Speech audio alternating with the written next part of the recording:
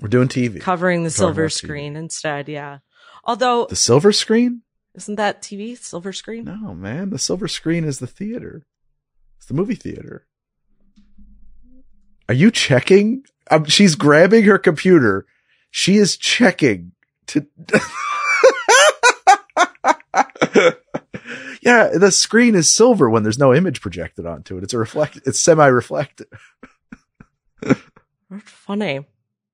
What did they call TV then? The small screen? No, idiot box, the boob tube. Guess. You're on Midnight Local, the podcast from How to Drink, where we just talk about things. Movies. Pop culture. Maybe some video games. That too. All the things. The stuff and things. All of the stuff and the things on Midnight Local. Let's get to it. So we're going to talk about Columbo and Poker Face today, and why you throw them together. You throw them together because Natasha Lyonne said for many years I've heard her in interviews say that she wants to do a remake of Columbo, and I'm pretty sure Poker Face is as close as she's ever going to get to being cast in the gender bent Columbo. Yeah, I mean, she says that Peter Falk is like one of the sexiest people she's ever seen on TV. She's got a lot of love for him. Ooh. So she just embodies kind of what he embodied so well. And I didn't realize, like, on and off the screen, I didn't realize he was so funny. I was watching some interviews with him. Oh. He's a really funny guy. He was a comedic guy. He did a lot of comedies. Actually, it's funny. The Mrs. HTD and I are, we watch movies in like 15-minute spurts because she falls asleep immediately. It's, the bane of my existence. Is the most frustrating part of my life. I know your pain. Yeah. Oh, that's interesting because Rachel's a movie buff, so I wouldn't expect that to be an issue. We don't watch movies in bed. It's all that's why we watch TV that we don't care about when we're falling asleep, because she's out like that. Yeah. We'll be watching on the couch and she'll or the kids will go to bed and be like, "Want to watch a movie?" She goes, "I'll watch it in bed." Be like, "You know what? I'm going to go play video games instead." Like, because I know what that means. Like, right. It's not how we're not basically tucking you in at that point. Yeah. We're not going to like, okay, so you're going to watch 10 minutes of a movie and then I'm going to watch TikTok for 2 hours after you fall asleep. Or I don't want to finish the movie without you. You'll get sucked into the movie and then tomorrow she'll be like, "Well, why don't we finish that movie?" And you're like, "I watched it. I watched the whole thing. I don't want to finish it again." Well, I'm too cool for that. I do turn it off. Unless I'm sure she does not want to watch the movie, I turn it off. Anyway, we're about 15 minutes or maybe 25 minutes into a great Peter Falk movie, The In-Laws? Yeah, it's The In-Laws. Mm-hmm. The In-Laws, which was remade many years later. And also, without a doubt, clearly the inspiration for Meet the Parents. That makes sense. Do you know what year that movie was? Off the top of my head, 70 something. It's like post Columbo, or like there's really no post Columbo. I think he did it. It's like he did it while he was. Yeah, he was doing Columbo. Yeah, okay. Absolutely. I'm trying to think of like other Peter Falk movies. Well, I mean, obviously The Princess Bride. Well, he's also in the Cassavetes movie, Influencing Women. Is that what it's called? Oh, maybe. I haven't seen that one. He did 2 Cassavetes films. That makes sense. Well, they played opposite each other in this like independent mob movie called Mikey and Nicky, mm-hmm. which is a somewhat famous movie, I think, for their performances in it, and also for like amongst film buffs. Like, it's not famous, but like, oh, film nerd famous. You know what I mean? Love that. But also, and I forget her name, but there was a lady directed it, which, you know, kind of a novel thing for the time, for sure. At any time, honestly, at any time. Still true. Now. Yeah. Unless you're Penny Marshall. Yeah. But you know what? Honestly, I watched that movie and I'm like, all right, that's fine. Yeah. I'm curious about his movies now. Have you ever seen, okay, so did you go to Lowe's movie theaters in the 90s? I'm sure I did, but do you remember like the before the coming attractions, like the We Love the Movies montage? We did one at Imaginary Forces. Oh, that's really cool. Yeah. There was one that had Peter Falk in it that I remember from my entire childhood, where all of a sudden he bursts into a room and says, "Nobody do nothing. I gotta go to Cannes and I don't want to miss anything." And that's the line. That is from, I I never knew what that movie was from. I finally saw it a couple years ago. It's called Murdered by Death, which is a spoof. I think actually spoof is the right term for this one, where everybody is playing kind of a bent or analog of a famous, like, pulp detective. So he's supposed to be Sam Spade, but like, he's not Sam Spade. He's like Phil Clubb or something. You know what I mean? Like, it's like, they're all just slightly sideways. Really, awful yellow face by Peter Sellers in this movie. Who plays Fu Manchu. You hate to see it. Charlie Chan plays Charlie Chan, who is a character born of yellow face. Yeah. Charlie Chan, always a yellow face, a character. Perhaps the most bizarre thing about this movie that I swear to you is true. The villain in it is played by Truman Capote. Oh, wow. Like actual Truman Capote. Yeah, not portraying Truman Capote. Yeah, you said that. Performed by Truman Capote. I immediately saw female Philip Seymour Hoffman in my head for some reason. I'm like, that makes sense. And I'm like, nope, not what he's saying. Not what he's saying at all. Actually, Truman Capote. Yeah, Truman Capote himself. Incredible. Well, it was the other notables for Peter Falk. He was nominated for Best Actor in a supporting role twice for the Academy Awards in Murder, Inc. and Pocket Full of Miracles. Oh, and he tells, I don't know either of those. Well, he tells an interesting story on Murder, Inc. because this was like, I don't know what he had a job for, but he was living in Connecticut and he had some sort of like desk type job and was driving down. Hard to picture. To take an acting class. Well, he didn't start acting until like a little bit later. He was in the Merchant Marines. He did a bunch of stuff before that. I got a theory about that. I'm going to put a feather in that cap to pluck out in a minute, but go on. Okay. And well, so he took this acting class and the woman running the class, who was a big name, and I don't remember it off the top of my head. We don't have the HTD, like we'll put it in a graphic, but I don't know, we'll put it in the show notes or something. Told him like, you were born to be an actor. So he just like went back to his job and quit. And 5 years later was being nominated for a supporting actor role. Like he stuck with it. And one of those rare stories where it's like, I quit my job and it worked out just fine. Well, I mean, honestly though, I live a fairly high risk life, financially speaking, as I knock on wood, right? Like I'm dependent on those same, yeah, exactly. That same kind of stardust. And the thing that, I think this came up on a recent podcast we recorded, but anyway, the thing that, Mrs. HTD and I, always kind of remind ourselves is like, everybody we know who thinks that they have some real stable, safe life, that the money, the job is figured out, everything's figured out, and like, whew, we can rest easy. You're all gambling. Everybody's gambling. Yeah. We just know we're gambling. Yeah. We just know it. So it's like, I don't think it's that risky to quit your job. Like, you can just go get another job if it doesn't work out. I think in the 60s, it was a little bit different. Their job security existed a little differently than it does now. And you had pensions and stuff. Yeah, exactly. Right. Now tech companies are laying off employees to raise their stock prices. So sure. Yeah. Different landscape. Absolutely. Teachers are being, well, maybe a little less so now, but generally in the now. Yeah. But, yeah, I always think that I think the best actors, I mean, all of my favorite actors personally, the most compelling are all people who came to acting later in life. I think personally, I think that, a terrible thing can happen to somebody who comes up as an actor and becomes an actor and remains an actor and is always an actor, in that like they don't have any non-acting life experience to draw on. They don't have anything else going on in there, I mean, mostly true. I'd say Natasha Lyonne is kind of oh, that's true. She was a child actress, of course. She's there's an exception to every rule, but she is an exception to that rule, or feels like an exception to that rule. Because I don't know her personally. I think that there's a lot of exceptions to this one. It's not even a rule. I just think, but also I get different things from, like a Gene Hackman, whom I hold in very high regard as an actor.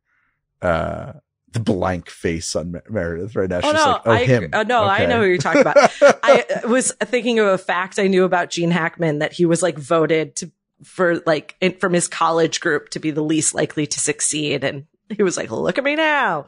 No, I love Gene Hackman. Nicholson, I think, he had a whole career before acting. I think Hackman, I know, he didn't start acting until he was like in his 40s.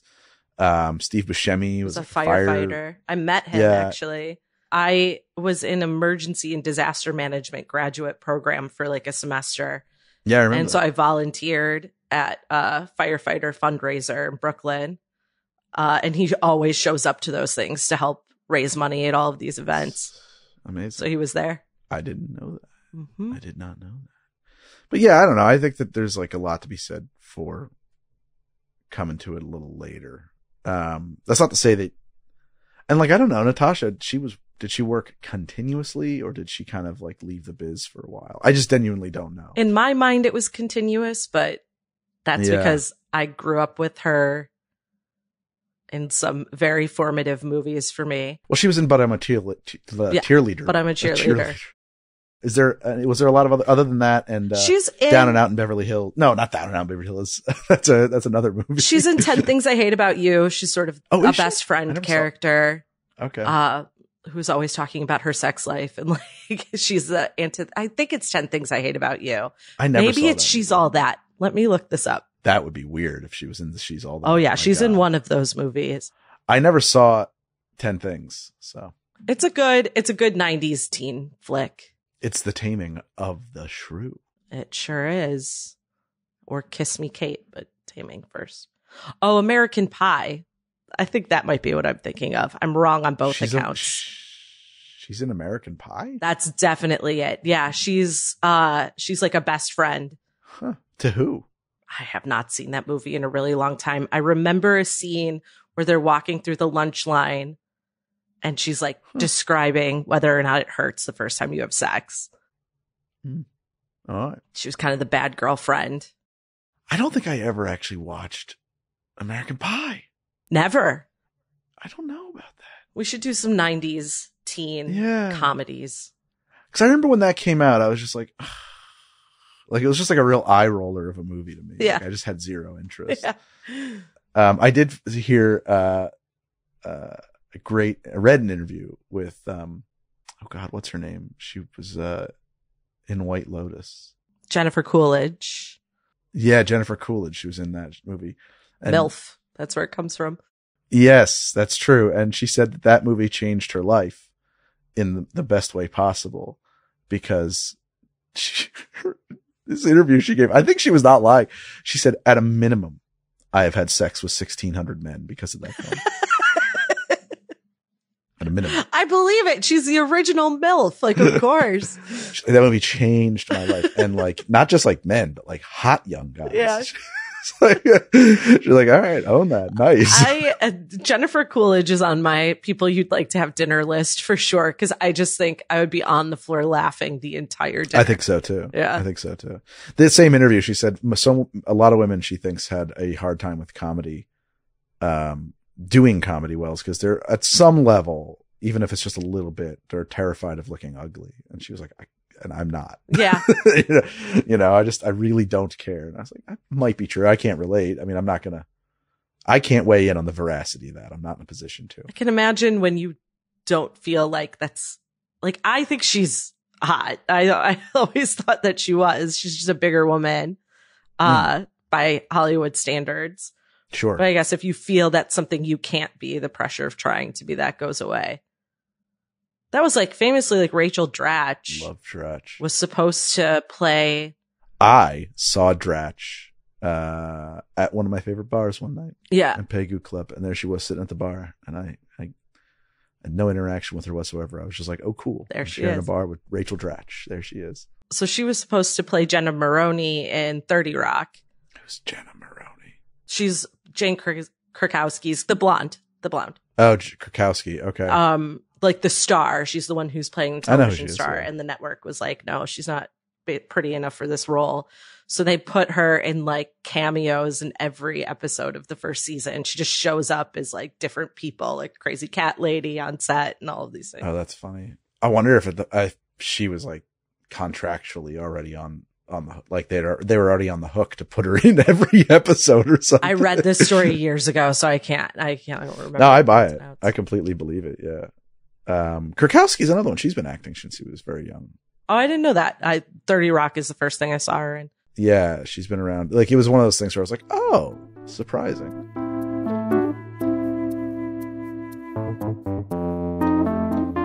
All right, let's actually talk about Columbo and poker. Yeah, and that we're doing something a little different today. We're doing TV. Covering the silver screen instead, yeah. Although... The silver screen?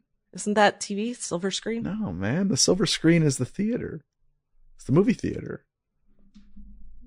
Are you checking? She's grabbing her computer. She is checking to...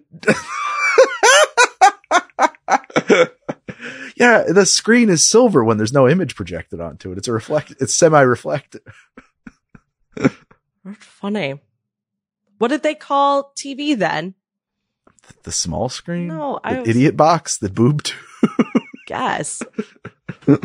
That's funny. All right, so not the silver screen. We're talking about television. I love that. Are you right now doing the math on how many times you've used that wrong? A little bit, yeah. Yeah. Not really, though, because... I love when that happens, by the way. It's my favorite. There should be a name for, there's like all these stupid, there's a German expression for that, Sonder or whatever. Actually, that's not German, but like, there should be a name for that. Knowing, like Schadenfreude.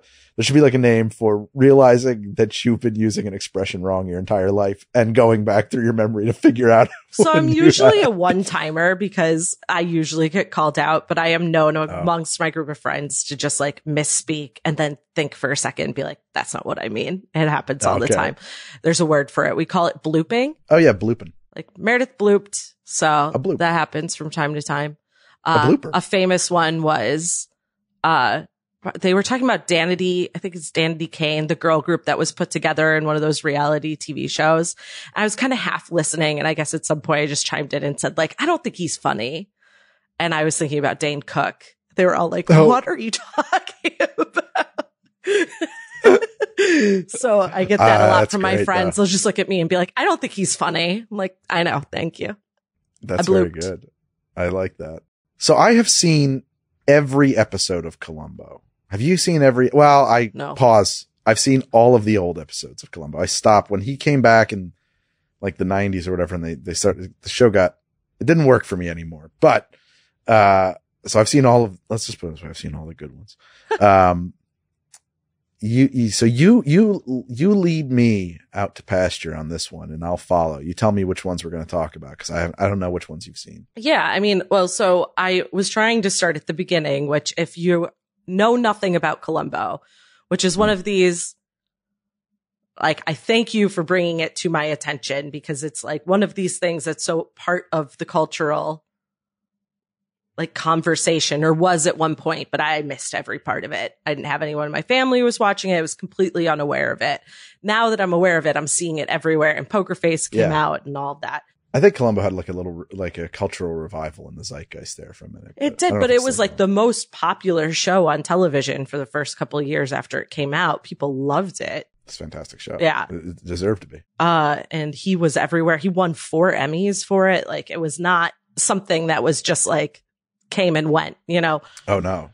So I was looking on, I think it's on Peacock right now or Prime. We were trying to figure out where it started, and you end up with the 2 pilot episodes. Yes. There's 3 pilot episodes. There's 2 that no one considers really fully connected to the show. However, they are Columbo episodes, and then Murder by the Book, which is the true pilot.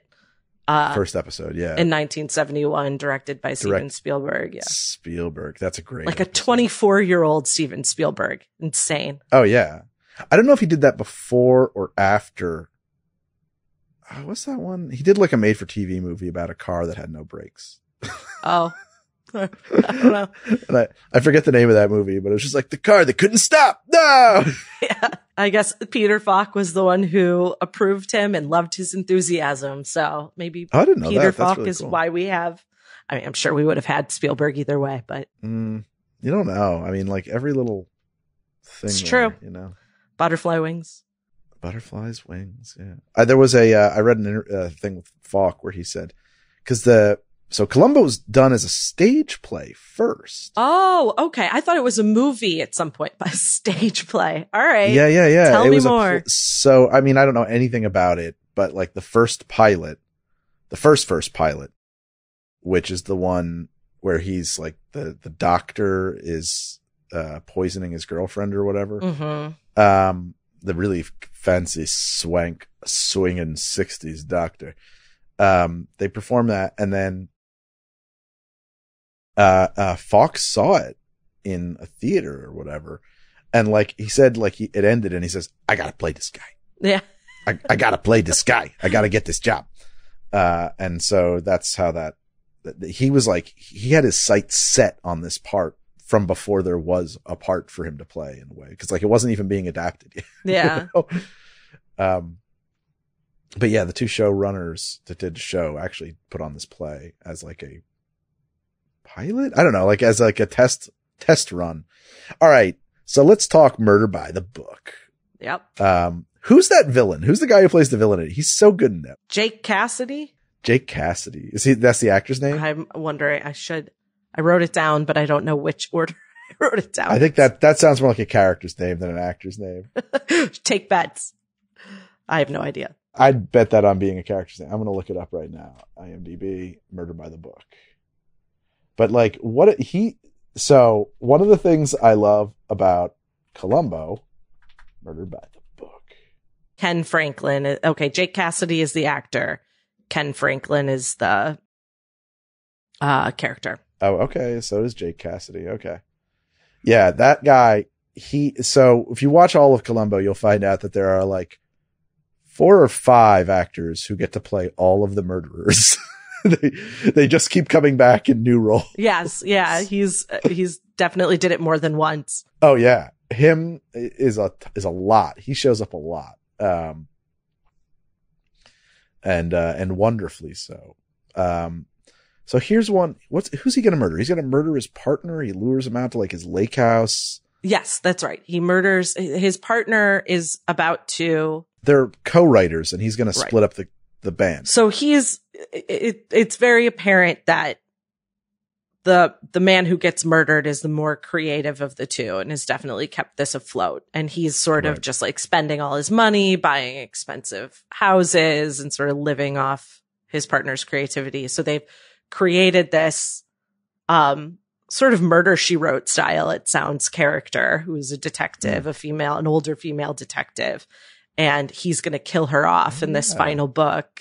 I never made that connection. Yeah, that's true. Yeah. And then go off to write his own series and break up the partnership. Could have been a Miss Marple reference too. Mm-hmm. Well, it wasn't Murder, She Wrote at that time. That's just what I was. I'm just thinking that they both might be drawing on Miss Marple, actually. She's a recurring character of Agatha Christie's. Oh, that would make a lot more sense. Yeah.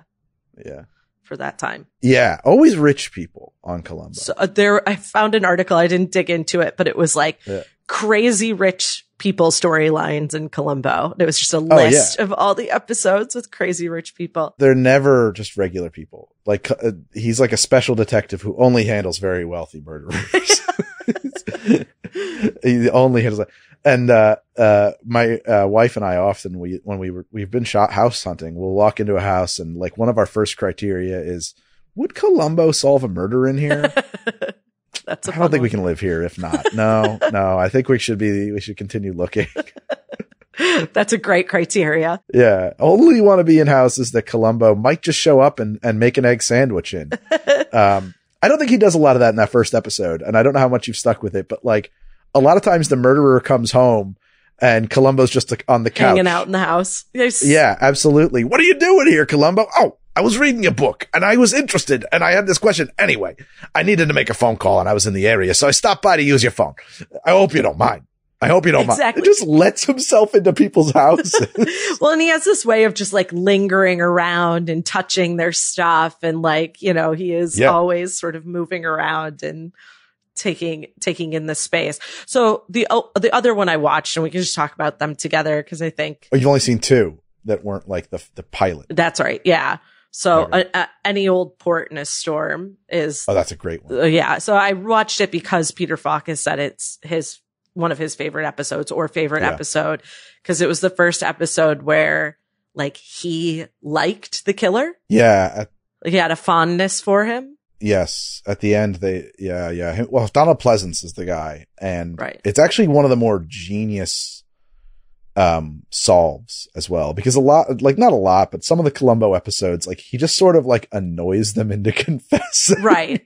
And he doesn't like them. He wants to sort of mess with them and do these power plays because they underestimate him.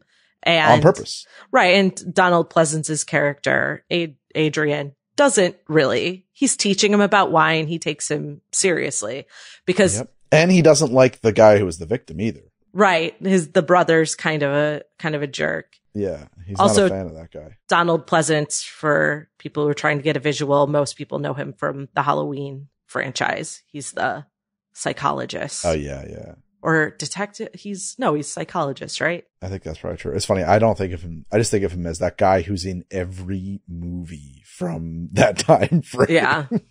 He's everywhere. But yeah, I guess that's probably his biggest part. I think he was in a lot of the Bond movies as well. I think was he Blofeld? No, he wasn't Blofeld. He was one recurring Bond villain, I think.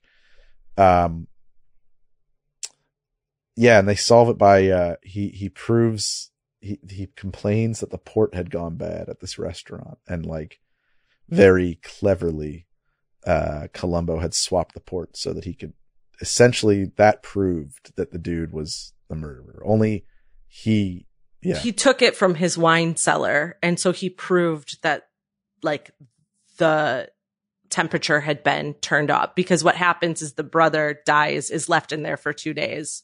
And like suffocates and dies. I think something similar Awful to that. Way to die. I know, Bruising. really terrible. Yeah, just like starved to death in a basement. Just tied up in a basement. Yeah, and so because the wine went bad, he was able to prove that something had happened in the wine cellar. Columbo, it's like, I gotta tell you, you're one of my favorite murderers. You tortured your brother to death, but goddamn it, I like you. Can't quite explain it. What an awful way to go. Oh, did you see the body? The foam around the mouth. Oh. It was lying in a puddle of his own shit. It was horrible. Anyway, I wish we could go out for a drink. Yeah, too bad. Then they do at the very end. They have like a final glass of wine together in the car. Always eating at crime scenes. Has that come up? No, you've only seen those two. He frequently wanders through a crime scene, unpeeling a hard-boiled egg and cramming it into his mouth. Just leaving shells all over the place. Yeah. He just has one in his trench coat pocket. He's like, do you mind if I eat? And he just like walks around the body eating. Can't handle blood. Doesn't like to look at bodies. Every time they're like, detective, you want to see the body? No, I don't. Oh, huh. I haven't caught that yet either. No, that comes up a lot. Doesn't like to fly. That comes up in a few episodes. Okay. Really like the prototype for Monk in so many ways. I presume. I've actually never seen Monk, but like I don't understand how it could be otherwise. Like, isn't he like super just weird, right? Like he's got real OCD or something. I think he's autistic. Yeah. Did they have that terminology? Now you would say that. I think that is purposeful. Yeah, I do think that's the case. Or he has OCD. I'm not. He had OCD. Okay. I know that's how they always. I've never seen an episode, but is it the same format where you kind of like? What's so interesting about this show too is like, and Poker Face took on this format where we know the solution we know who the killer is. So the show is more like Ryan Johnson calls it a how catch 'em instead of a who done it. Yeah. Yeah. That Ryan Johnson didn't invent that term. Well, that's what he uses to describe Poker Face. Okay. I just don't want to, we're not going to burnish up his genius here. I didn't say invented. I just said that's what he calls it. Yeah, it's a how catch 'em. And I don't know that Monk is. I never really actually watched Monk. But yes, it's the how catch 'em. I think there's one episode in all of Columbo where the audience is not in on it, where there's a possibility that like it's not 100% clear who the murderer is. And I kind of forget which one it was. Oh, that's cool. There's a really weird one where he's on a cruise ship. And I am convinced that they shot it on a cruise ship because he wanted to go on a cruise. Because like they very much so shot it on a cruise ship. Yeah. You can tell like people are like slumping into the sides and stuff of the walls like as they're trying to film. There's no question it's really on a boat. Mrs. Columbo is in the background of that entire one. Oh, no kidding. Not in the show, but like they keep missing each other on the boat. And yeah. I heard an interesting interview with him where like someone puts it to him that I guess there was a theory that Mrs. Columbo was just something he put on to disarm. Yeah. Or that she was a ghost or something. Yeah. Like she wasn't real. And he was like, at least as far as his motivation for the character, it was absolutely untrue. She was 100% real. What he wonders about is like, he thinks that she is his only family besides the kids. They have a kid or two, or no one's really sure how many. They have kids. He also mentions a brother-in-law several times. Okay. So the reason he can't really stand. Interesting. So the reason he says he thinks he's low on relatives is that he never uses relatives to relate to the killers or to get into them. Like he says he would have thought that he would say things like, oh, I have a nephew who always comes in my back door unannounced or something like that. He just never uses that once in the show. It's always about Mrs. Columbo. Yeah. So is this why you call your wife Mrs. How to Drink? Are you inspired by Columbo? No, it was just a way to avoid using her name on the show without having to, like, I'd have to constantly ask her permission. Like, hey, honey, can we mention you in public here today? And I just figured, you know what? Let's just give her Mrs. How to Drink. But I guess that's an interesting point. It could be related to that. I just realized too that Diane and I've never heard him say this, but I would not be surprised at all if it was at least part of the influence. In Twin Peaks might be heavily influenced by the Mrs. Columbo character, whom Agent Dale Cooper is constantly leaving voice recordings for Diane. Okay. I haven't ever really gotten through Twin Peaks. Okay. People tell me I love it all the time. I've started it like 3 times. I've never finished it. Yeah. I mean, I always hate that too. Oh, you would love this. As soon as you tell me that, I'm like, I bet you I won't. Yeah. Now I'm going to be looking for everything wrong with now it. Now you've made it a challenge. No. You don't know me that well. You can't get under my skin. No, there was a show called Mrs. Columbo. Oh, wow. It ran for 1 season. It was totally unauthorized by everybody who worked on Columbo. I would imagine. You know who played Mrs. Columbo? Nope. Kate Mulgrew. Who is that?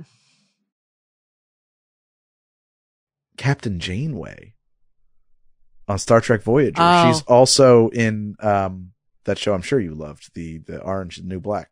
Oh, okay. I know who you're talking about now. Yep. Yeah. Okay. Yeah. And so it ran for 1 season. And I guess the premise was that like you never see Columbo in the show. Right. So reverse Columbo. Yeah, exactly. What does she do? Is she a detective? Yes. Oh no. Yeah. But not like a sanctioned one. She just like solves murders for fun. Okay, she's like an internet detective before internet detectives. She's just a nosy shortwave radio detective or something. Yeah. She's just looking around the neighborhood looking for problems and nosing into people's business. Yeah. I understand the temptation to do that, but there's something so untouchable and pure about Columbo's privacy as a character.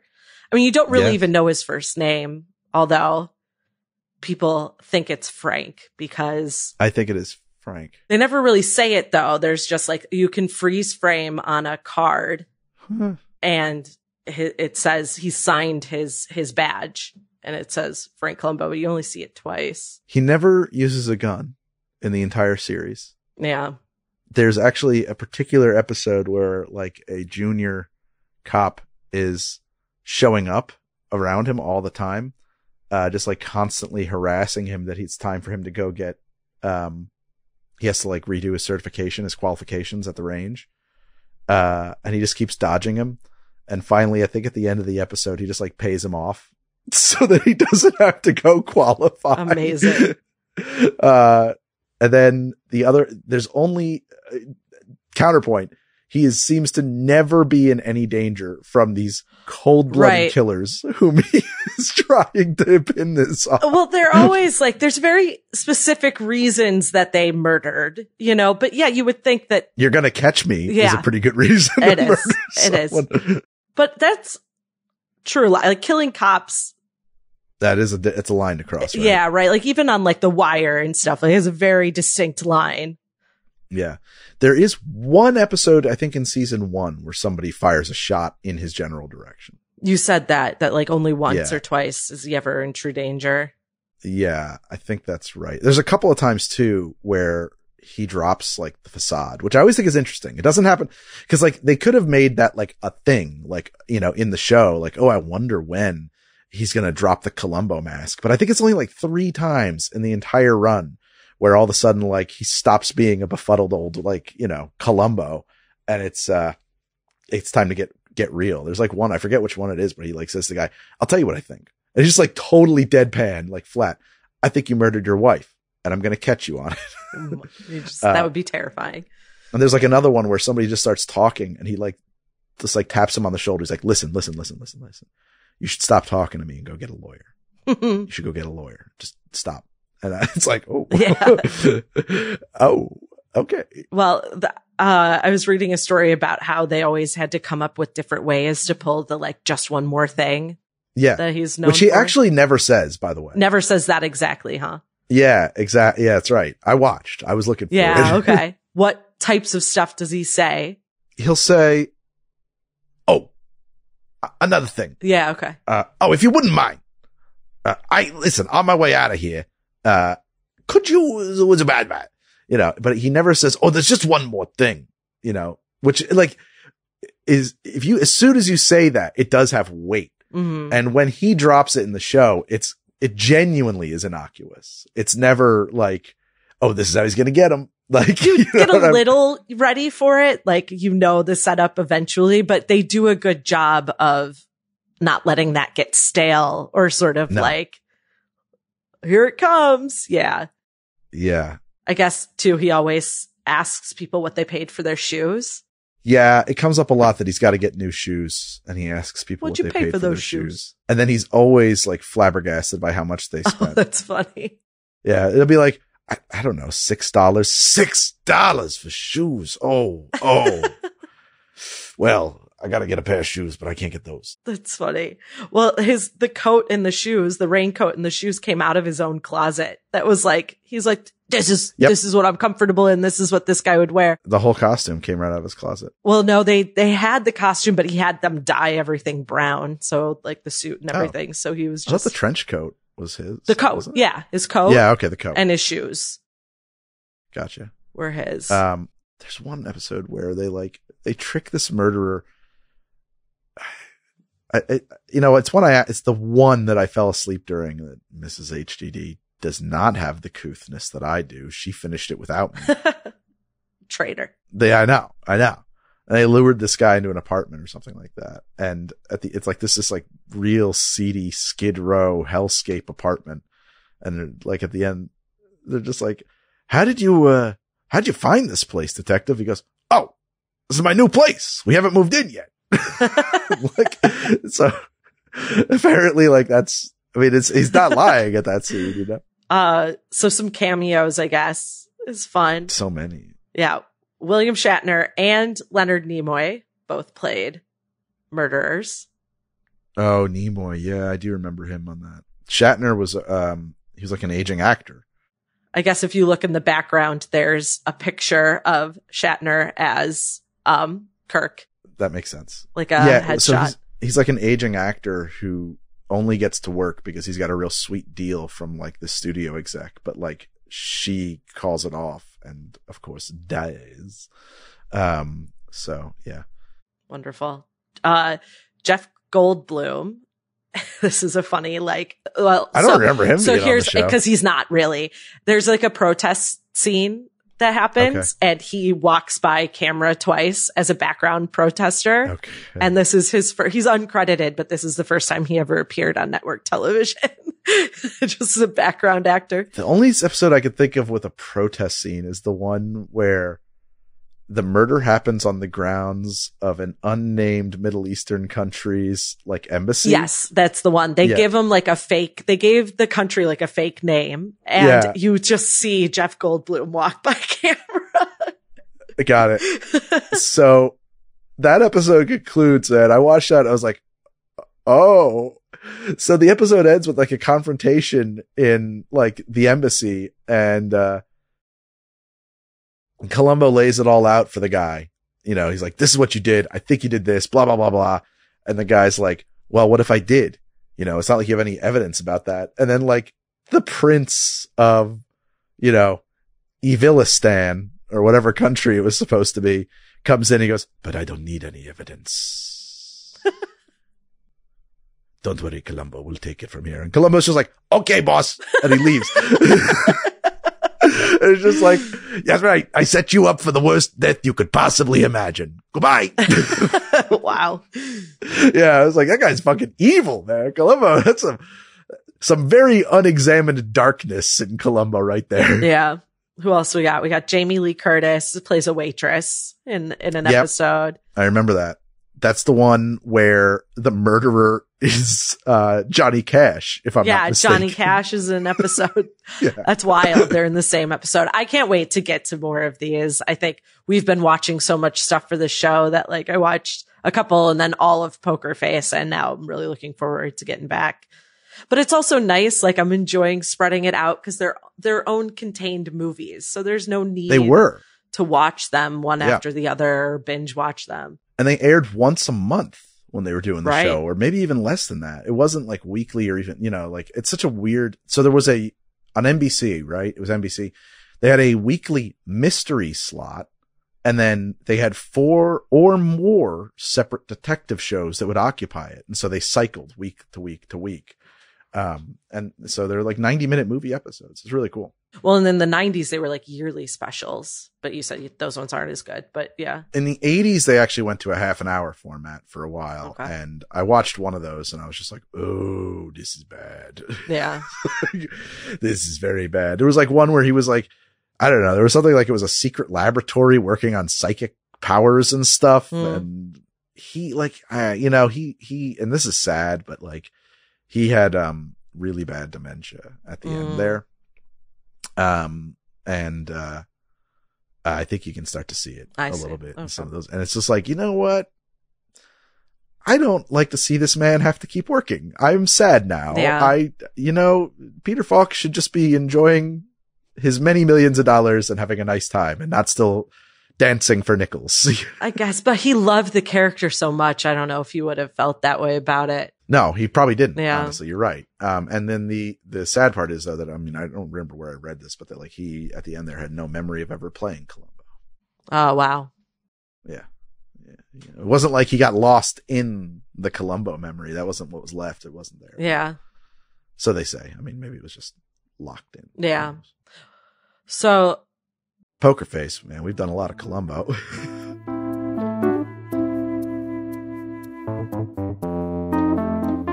So him and Natasha Lyonne are sort of these actors. Like Nicolas Cage is like this. Jeff Goldblum is like this. They are who they are in character and also in like off screen as well as celebrities.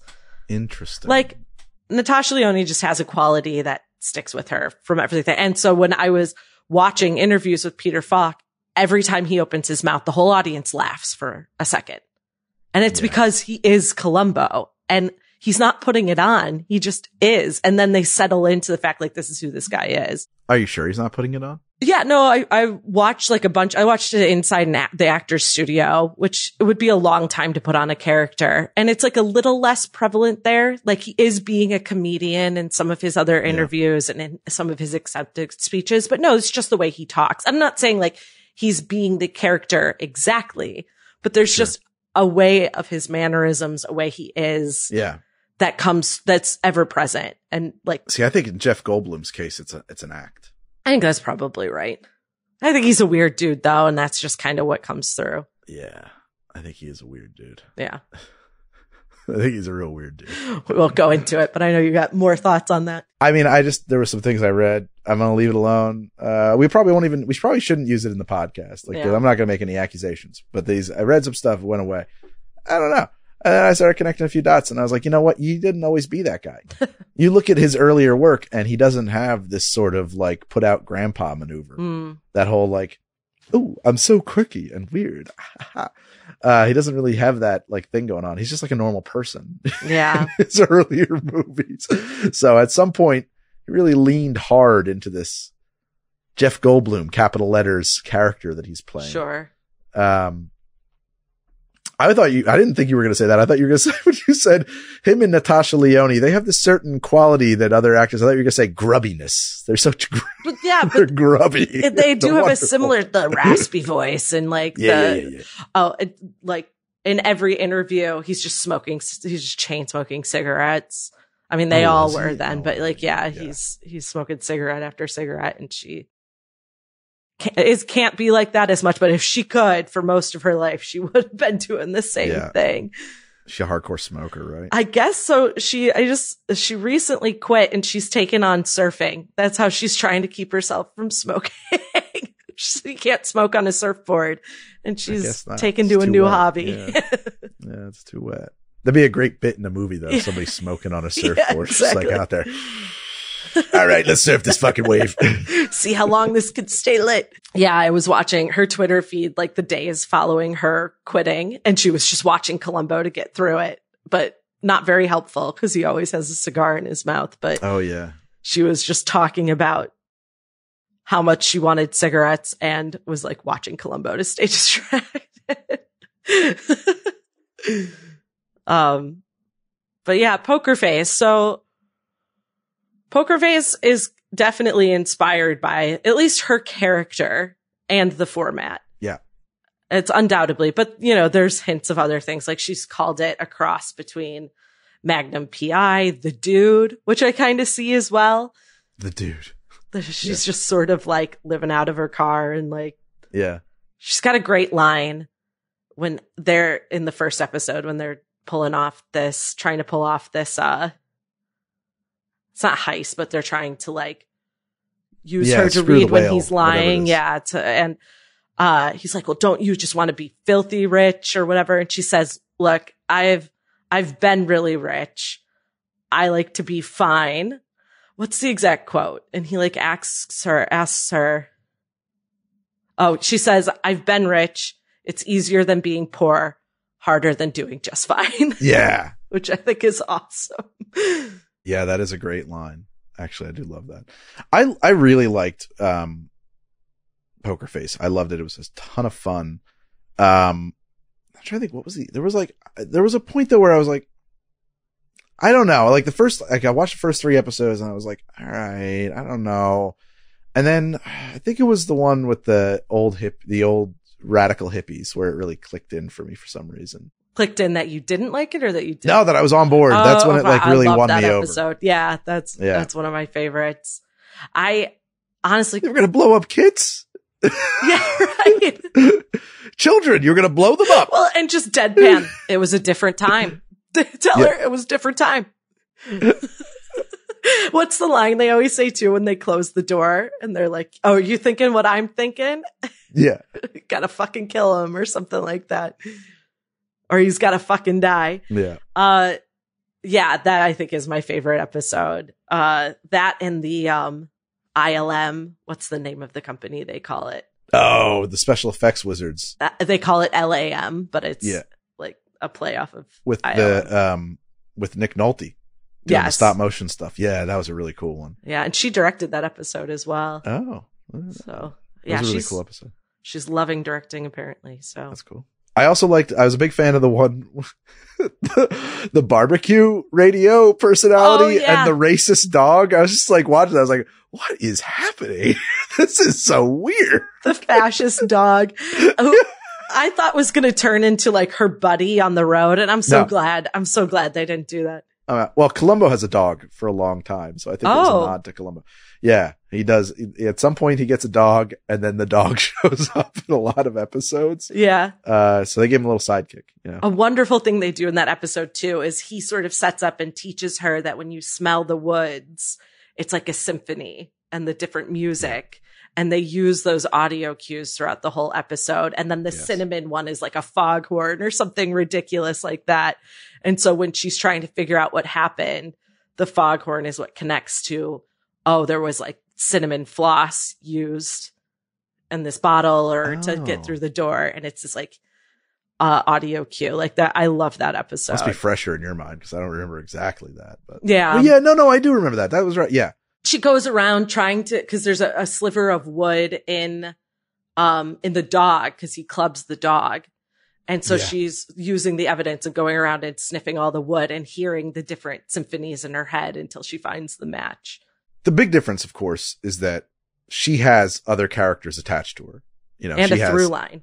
Yeah, and there's a through line, but I mean, you know, she's got a sister, she's got friends, she's got like, Columbo doesn't have any of these. He's got acquaintances that occasionally show up. That's it. She ends up having a relationship that we can presume went on for months and then just ends. It's like a montage. Yeah. With the ridiculously hunky, like mountain boy.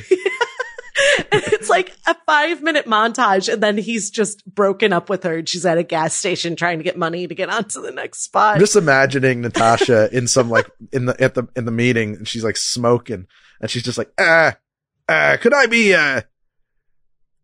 give me a really hot guy to have a thing with here. And then just be like, everybody's right, hotter, just like real hot. Ugh. It's amazing. Actually, I got the scoop on something once. Oh, yeah. I was coming home really late from work. I used to work at this little production place in Tribeca. And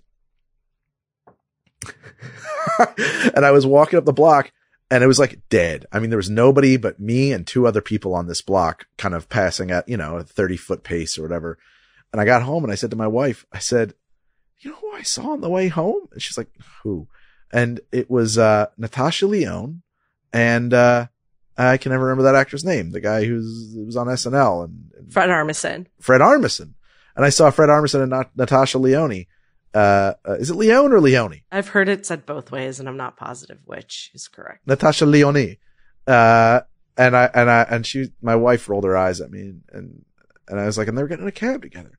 And she rolled her eyes at me, and she goes, Greg, you always think you see these people. Like, you don't see, like, it's not them. That's ridiculous. Like, what were they doing together? Well, it was like the next day or 2 days later, there was like it had broken into the gossip rags that they were an item. And so I had the scoop, man. Like, I saw it. I saw it before it was in print. Hell yeah. If you had gotten that picture at that time, you could have sold it for millions. No, I don't think so. I don't think hot scoops about Natasha Lyonne and Fred Armisen are worth millions. Probably would have got $50 for it. Yeah, you're right. Maybe $1,000. So yeah, the one episode I could have done without was the finale. With the sister and everything. Why? I just didn't need it all at once like that. Or yet, I don't know what it was, but they sort of like, so she doesn't solve a mystery in that episode, really. She's just there after her. And then they go into her backstory, her troubles with her sister. Well, she does solve a mystery. She figures out who killed the boss. That's right. Yes, she does. But, and then it's kind of a little outlandish how it all comes together. And then it's just like, okay, now we're raising the stakes. Yeah. Even more. I liked sort of the quaintness of her on the road. I could have done multiple seasons of that. Absolutely. I could have ended this season with her in the hospital waiting to find out what happens when she comes out. Yeah, I think so too. I don't know. I was just like, it was the one episode. It changes the format in a way. Yes. I mean, it felt like it. Yeah, it did feel like it changed the format. I personally never needed anything to happen with the people she was running from. They could have literally just faded it out so that it was no longer an issue. And you're just left with this character who's a vagabond for no reason. Right. And maybe occasionally it sort of pops back in and, but now it's heightened to this new level where she's being hunted down by people with much more resources, it sounds like. And so I wonder what season 2 will be like with her just not sort of Thelma and Louising it on her own. Yeah. So that'll be interesting. Why would she not be on her own anymore? What's going on? No, she'll be on her own. I just think that like in the first season, she was just sort of running from Benjamin Bratt. And it was like, he's chasing her. She can't use credit cards, like all the basic. But the way that the woman is setting it up, who she's talking to in the end of season 1, is basically like, we have eyes everywhere. You're not safe anywhere. It's like they raised the stakes on her a little bit. I'm just curious what that'll do to the feel of the show. I can't imagine that's going to actually make any difference at all. Well, I hope not. I really hope that that's right. Because for a big chunk of the show, you kind of forget that she's even you have to running from anyone. Yeah. Yeah, it has to come up at the beginning of every episode and at the very end. But it's not. There's several episodes in there where you're just like, oh, she's moving on to a new place. Doesn't really. That's true. And it's unspecified amounts of time usually that she's spending in one place or another. Like the whole first season could have taken place over a year or two for. Yeah. Maybe they do specify it sometime, but it didn't matter. No, I don't know if they did, but it could have been years. Yeah. I mean, she was dating that guy for a couple of months at least. Had a whole life there. Whole life. I also think I probably built up in my head her reunion with Clea Duvall, who plays her sister. And I was hoping for like an episode with the two of them together, and maybe you'll get more of it. But they're besties in real life. And are they? As a young lesbian, their relationship in But I'm a Cheerleader was very special to me. I understand. As a young straight, Anthony Michael Hall's relationship to Kelly LeBrock in Weird Science was very special to me. So I can relate. Yeah. When Orange is the New Black came out, I knew in my mind that she was gay. And I think a lot of other people feel this way too. And was very surprised actually when she was dating Fred Armisen to be like, oh, okay, she's not. She just reads that way. Well, and she was playing gay characters when it wasn't cool to play gay characters. So I think, and at the beginning of her career. So I think it's just the work she could get. As a lesbian, she gets a pass. She's allowed to be a straight who plays gay characters because she took the risk young. Her agent was like, listen, Natasha, you come off a little grubby. I think we're going to have to think a little outside the box to find roles for you here. Amazing. I got to work gay. Okay, fine. And I can't think of anyone better that you could just shove into a dress. And it's like, But I'm a Cheerleader. And it's like, something's a little off here. So, but she looks like the cheerleader, but something's a little off. Like best casting ever. You must love, Russian Doll. I haven't watched the second season, but I really, really liked the first season. The second season is good. It's not quite as strong as the first season. I think I've heard that, which is why I've held off. It's a different thing. Okay. But like the first season felt so conclusive, so self-contained, with them joining the dance macabre at the end and descending into the tunnel. Like I was like, ooh, okay, unto death. Yeah, I wonder if they had always intended to do a second season or if it was just so popular that... I don't think so. The second season is cool, but I mean, it's a time travel season. Like it's a completely different premise than the first season. So, okay. There is something to me about like, and I think about this like music sometimes too. I like to listen to a lot of quite old jazz and blues and stuff like that. And if you take that same music, like if you ever hear like swing revival, jazz revival from the 90s, and it's all crisp and properly mastered and stuff like that, it doesn't work for me. You know, like it's kind of got to be recorded. Like the stuff that's recorded in the 30s and in the 40s, it carries with it the sound of that recording. And that's part of what makes it work. And to some extent, I think a big part of what makes it work for Columbo is the aesthetics of the medium, of the film, of the lenses, of the 4x3 framing, of the grain in it, and the color palette that was achieved, that was only attainable through that film.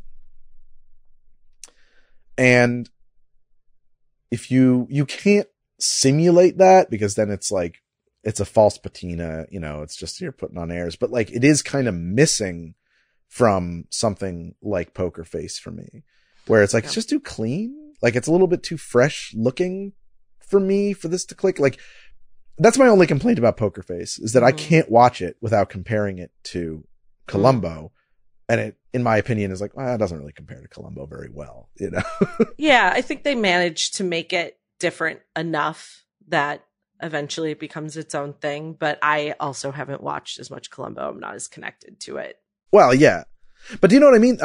But back to my point about the grain and the colors and the film stock and like that being a part of a thing that in a lot of media, like it's hard to separate it. Like if you took The French Connection and you shot that same movie now, on, you know, modern lenses. Don't give anyone any ideas. I know, right? And does it like cease to be this masterpiece of, you know, like detective drama and like suddenly become like a low budget, you know, like it's one of those like the 30 crime movies a year that, you know, I'm trying to think of who that actor is that used to be somebody that you could work with.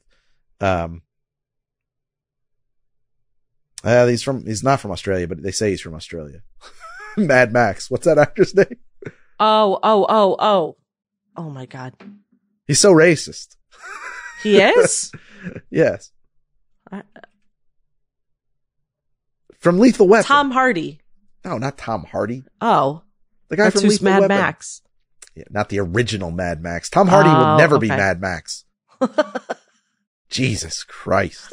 I got nothing against Tom Hardy, but please. Oh, you're talking about Mel Gibson. You know, he makes like a lot of movies, like every year, like low budget crime movies. And I wonder. He does. Oh yeah, he does. He keeps working. Well, there's a market for him still. Yeah. I mean, he's bankable to some degree, right? But I do wonder, and honestly, he's very talented. You know, he's a huge piece of shit, but boy, God damn it, man. The guy can act and he can direct and he can do all of it. Big piece of shit. Tom Cruise factor, you know, what's his name? Roman Polanski factor. Yeah. Big pieces of shit. But I wonder, like, if you did that to like The French Connection without that grit, would it really work? I don't know. I think it would just be forgettable. I think for some people, they like that. They like the refresh, but I'm with you. I like the quality of the older versions. I think that, yeah, but I guess what I'm saying though is if you tell that same kind of story now, it does not, like the medium made that, right. The limitations of the medium made that genre, it elevated it. Oh, you're talking about like crime drama specifically. In general, right? Like I wonder, like now you do it on this crisp, clean looking digital picture and it suddenly feels, I don't know, maybe that's just me though. Maybe that's just our own expectations and like, it doesn't have the same, it's not as alluring. It doesn't draw me in. Yeah, I understand what you're saying. I mean, I can't like put words to it exactly, but I know what you're talking about. Like, are the noirs of the 40s so memorable because they were just that much better written? Or is it everything working together? Well, it's the high speed black and white film, high contrast lighting. It's the grain. It's of course the actors and the way the dialogue was written, but like, you know, they kept making quote noir films for, you know, there's still noirs. They don't have that level of elevation. I think that's, yeah, it feels like something. And I think when you try and recreate that, it's like, oh, that is reminiscent of something, but it doesn't feel like something. It becomes homage. Yeah. Yeah. And I think they do a good job with Poker Face, taking it enough, they're not remaking Columbo. You know, it has qualities of Columbo. Yes. That they achieve bringing it into a new era, I suppose. I don't need her to be like clairvoyant. Well, she's not. Not clairvoyant, but I don't need her like, I can tell when people are lying. I don't need it to be spelled out the way it is. Like this piece of magic that they don't really explain. She says it's not magic. Yeah, but like it is. It is. It is magic. Yeah. And like, it's not magic. Yeah, it kind of is though.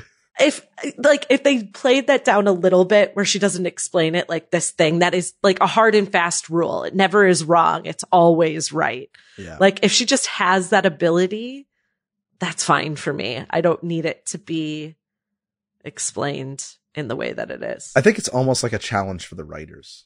Okay. like once you've decided that this character cannot be lied to, any lie you tell this character, she will immediately recognize as a lie.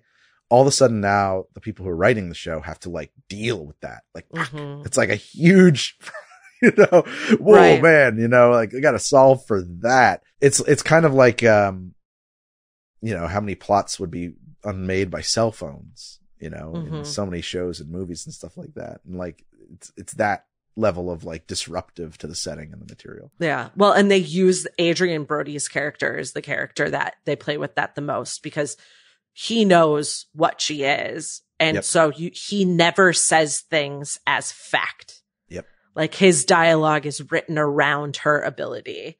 Yep. Nobody else in the show, you don't really get that after he's gone. Ben Bratt knows. He knows, but like, he doesn't need to lie to her. He's going to kill her and she knows it. Like. There was a couple of things where he like let half-truths in that episode where he was driving her back. I forget what it was, but there was a couple of things where he let half-truths lie or something like that. Sure. But I could see that. Yeah. How many times did she die on that show?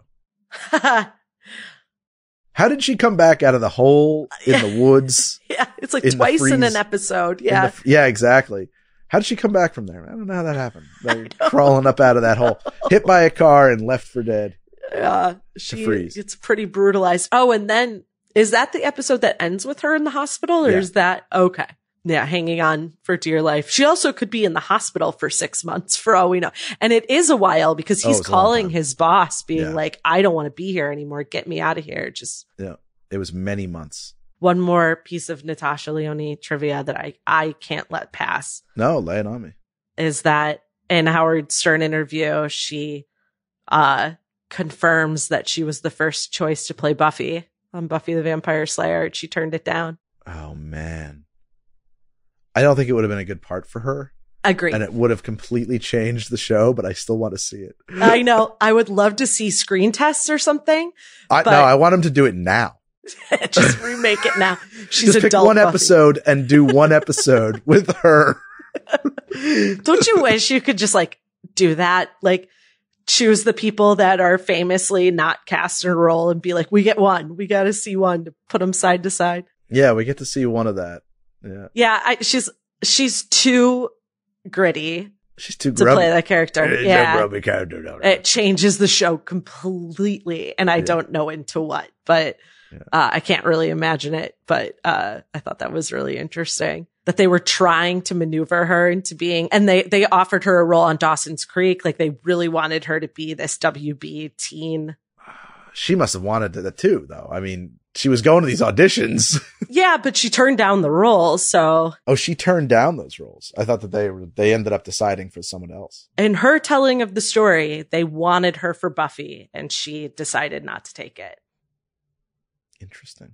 Someday I'll ask her about it. Was she big enough to not have to audition at that point? No, I don't think so. Yeah, that's what I'm saying. Like, how did that even happen? Yeah, I don't know.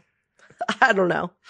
We were talking about Cameron the other day, talking about people not big enough to audition. And everybody was telling him that you got to get this, you have to have Leonardo DiCaprio for Titanic. And, like all the execs and stuff. And he was like, all right, well, send him in and we'll have him read, I guess. And they're like, every, I was like trying to explain to him, like, he's Leonardo DiCaprio. He doesn't have to read. We're just casting him. He's like, everybody has to read. Everybody reads. Everybody auditions. That's how that works on my movies. And like, apparently DiCaprio was really put out that he was forced to audition for this role. He was like 21 at the time or something. Maybe. Yeah, but he was a big deal already. Yeah. Well, yeah. And he was probably a cocky little piece of shit about it. I am sure. As he said on that movie, actually, this was in that book that I had read. He said Caprio was kind of a whiny brat the whole time we were working together, and Kate Blanchett made him a man. No, you're Kate Winslet. Kate Winslet made him a man because like we were working in like these tanks of water and like everybody was like freezing and stuff like that. And like he kept wanting to like quit, and she was just like, don't be a bitch. Just like get over it. She was like, toughen up. And she was like 17. She was a kid. Was she that young? Maybe 19, but she was not in her 20s. I thought she was older in that film. He was. Oh, he was. Yeah. I know my Titanic.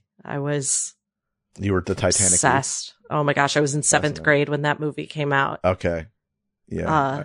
I had a poster in my bedroom. If I can find a picture of it, we'll put it up. That said, I love Titanic and Leo. And it was just Titanic and pictures of Leo. So he was your Tom Cruise, huh? I guess so. Do you remember when Rosie O'Donnell had to pretend that she had a crush on Tom Cruise? For years. But it was like, he's adorable sort of thing. Like he's a child almost. She just thought he was like cute as a button. But yes, that and the koosh balls.